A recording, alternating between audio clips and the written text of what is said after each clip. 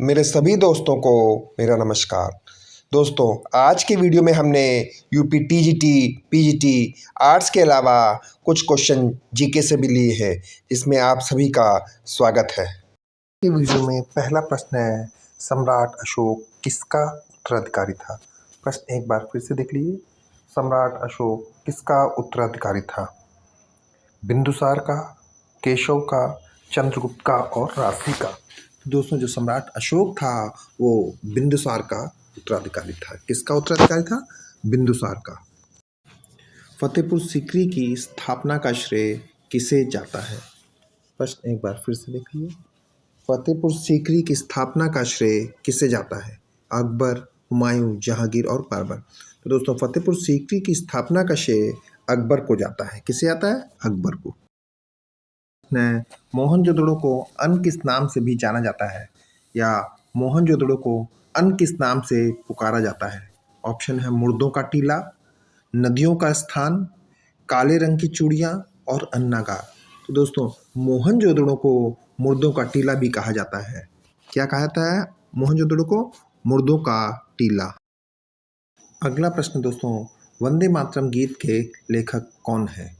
या प्रश्न ये भी पूछ सकते हैं कि वंदे मातरम के रचयिता कौन है?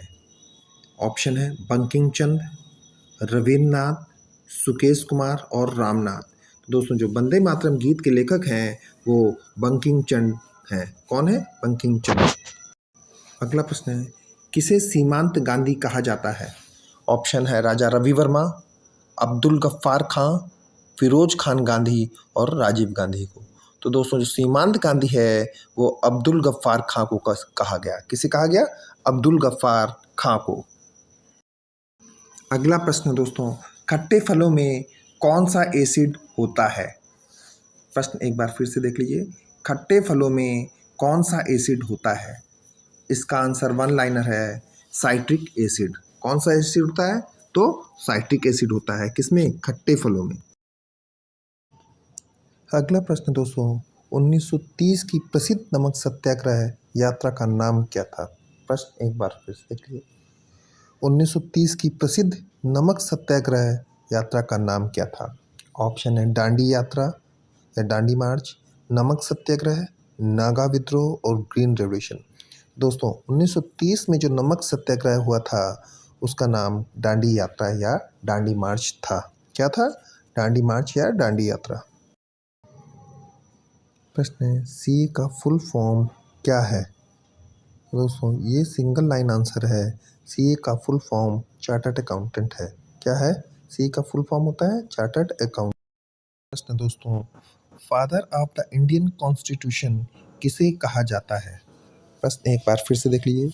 Father of the Indian constitution किसे कहा जाता है? एपीजे अब्दुल कलाम को, डॉक्टर BR अम्बेडकर को, रवि विकांत वर्मा को या जे स्वामीनाथन को।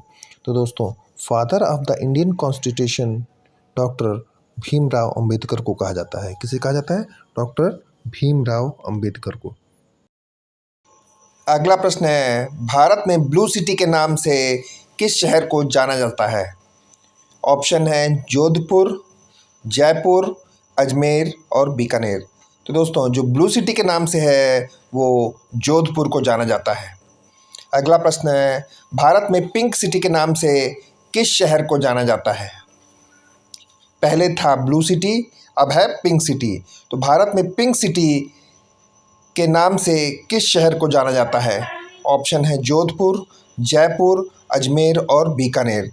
तो दोस्तों, भारत में पिंक सिटी जयपुर को जाना जाता है। किससे जाना जाता है? जयपुर को पिंक सिटी के नाम से जाना जाता है। अगला प्रश्न है, भारत का सबसे छोटा राज्य कौन सा है? ऑप्शन है गोवा, राजस्थान, आंध्र प्रदेश और उत्तर प्रदेश।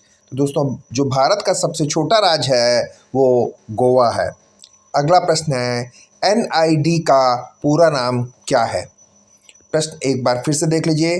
NID का पूरा नाम क्या है? National institute of design, national design institute, institute of design and international institute of design. तो दोस्तों, NID का पूरा नाम नेशनल इंस्टीट्यूट ऑफ डिज़ाइन है। अगला प्रश्न है, आयरन मैन ऑफ इंडिया किसे कहा जाता है? या हम ये भी कह सकते हैं कि भारतीय लौह पुरुष किसे कहा जाता है? ऑप्शन है सरदार वल्लभ भाई पटेल को, जवाहरलाल नेहरू को, राजेंद्र प्रसाद को और महात्मा गांधी को। तो दोस्तों, the iron man of India या भारतीय लौह पुरुष या लौह पुरुष की उपाधि जिन्हें दी गई है वो सरदार वल्लभ भाई पटेल को कहा जाता है या सरदार वल्लभ भाई पटेल को दी गई है। अगला प्रश्न है, बौद्ध इतिहासकार तारानाथ किससे संबंधित थे? प्रश्न एक बार फिर से देख लिए, बौद्ध इतिहासकार तारानाथ किससे संबंधित थे? तिब्बत से, चाइना से, जापान से और भारत से। तो दोस्तों, बौद्ध इतिहासकार जो तारानाथ थे वो तिब्बत से संबंधित हैं। अगला प्रश्न है, भारतीय लौह पुरुष किसे कहा जाता है? प्रश्न देखिए, भारतीय लौह पुरुष किसे कहा जाता है? राजेंद्र पटेल को, राजेंद्र प्रसाद को, सरदार वल्लभ भाई पटेल को और अमित शाह को। तो दोस्तों, जो भारतीय लौह पुरुष की संज्ञा दी गई या भारतीय लौह पुरुष की उपाधि दी गई वो सरदार वल्लभ भाई पटेल को दी गई। किसे? सरदार वल्लभ भाई पटेल को। समवर्षा रेखा क्या है? ऑप्शन है, ऐसी रेखा जहां समान वर्षा होती है, ऐसी रेखा जहां समान तप होता है, ऐसी रेखा जहां समुद्री लेवल बराबर होता है, इनमें से कोई नहीं। तो दोस्तों, सम रेखा का मतलब है ऐसी रेखा जहां समान वर्षा होती है। अगला प्रश्न है, भारत में मौर्य वंश का पहला सम्राट कौन था? ऑप्शन है चंद्रगुप्त मौर्य, अशोक, बिंदुसार और केशव। तो दोस्तों, जो भारत में मौर्य वंश का पहला सम्राट था वो चंद्रगुप्त मौर्य था। कौन था मौर्य वंश का पहला सम्राट? चंद्रगुप्त मौर्य। अगला प्रश्न है, डिस्कवरी ऑफ इंडिया पुस्तक के लेखक कौन है? कौन सी पुस्तक? डिस्कवरी ऑफ इंडिया पुस्तक के लेखक कौन है? अशोक वाजपेयी, A.K. स्वामी, आनंद कुमार स्वामी और जवाहरलाल नेहरू। तो दोस्तों, द डिस्कवरी ऑफ इंडिया पुस्तक के लेखक जवाहरलाल नेहरू हैं या जवाहरलाल नेहरू ने डिस्कवरी ऑफ इंडिया पुस्तक लिखी। अगला प्रश्न है, सिख धर्म के संस्थापक कौन थे? ऑप्शन है गुरु गोविंद सिंह, रामदास, गुरु तेग बहादुर और गुरु नानक।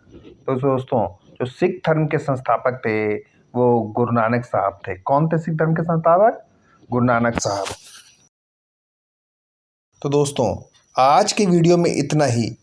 मेरा यह वीडियो आपको कैसा लगा प्लीज़ कमेंट्स करके ज़रूर बताएं। साथ ही मेरा ये वीडियो अगर आपको अच्छा लगा हो तो इसे लाइक और सब्सक्राइब भी ज़रूर करें।